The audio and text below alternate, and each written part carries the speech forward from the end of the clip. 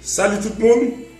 Je dis on a fait suite avec anthropologie qui c'est doctrine de l'homme. Nous allons parler de troisième partie côté nous allons traiter avec vous la partie immatérielle de l'homme.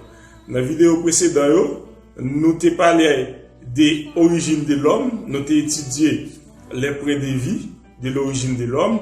Et puis, deuxième vidéo précédente, nous t'ai parlé de la partie matérielle de l'homme. Aujourd'hui, nous, dans la troisième partie, nous allons parler de la partie immatérielle de l'homme. Merci avec vous-même qui toujours prend le temps pour regarder la vidéo, qui toujours laisser un commentaire, qui toujours liker, qui toujours partager, qui toujours encourager avec l'autre monde pour abonner avec channel là.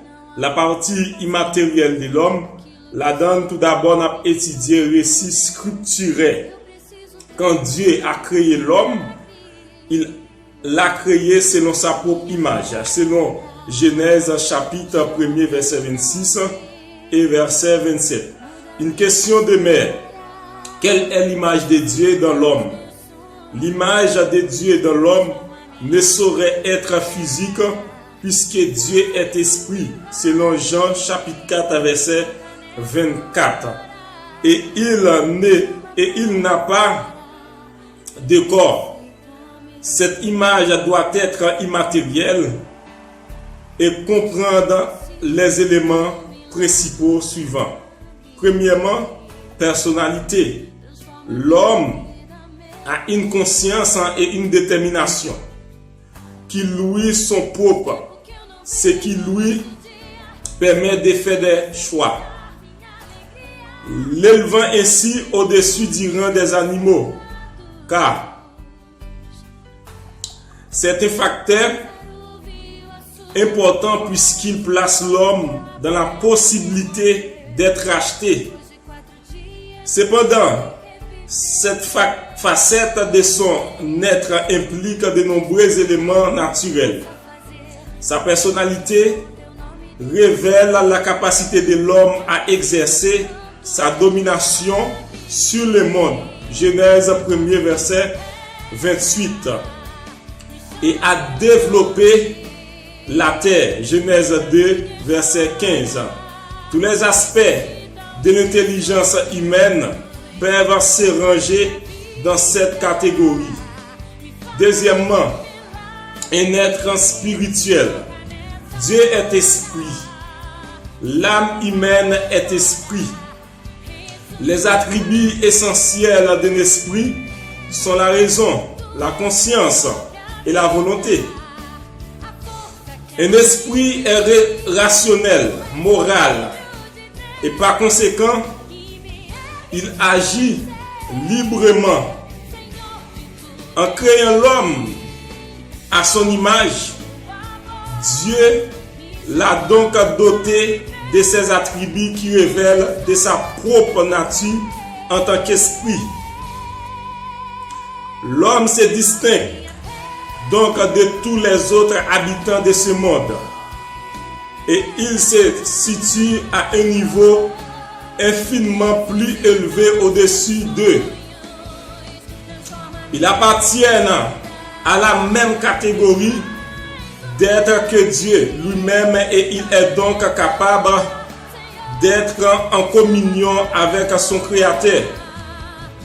C'est également la condition indispensable pour connaître Dieu et par conséquent le fondement de notre nature religieuse. Si nous n'étions pas comme Dieu, nous ne pourrions pas le connaître et nous serions comme les bêtes qui périssent. Troisièmement, nature morale. L'homme a été créé avec une justice originelle qu'on appelle également la connaissance, la justice et la sainteté. Cette justice originelle et cette sainteté ont été perdues lors de la chute mais elles sont restaurées en Christ.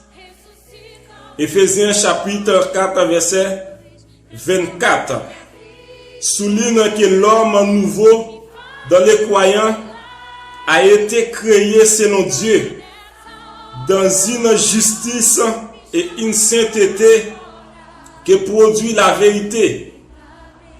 Colossiens chapitre 3 verset 10 déclare que l'homme nouveau se renouvelle dans la connaissance selon l'image de celui qui l'a créé.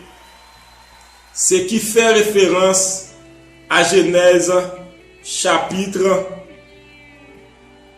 1er verset 26. Anthropologie, troisième partie, nous étudions la partie immatérielle de l'homme. Merci avec vous-même qui a pris le temps pour regarder la vidéo ça. Nous espérons que vous avez partagé, vous avez liké, vous avez commenté. Nous allons croiser tout de suite pour une autre vidéo.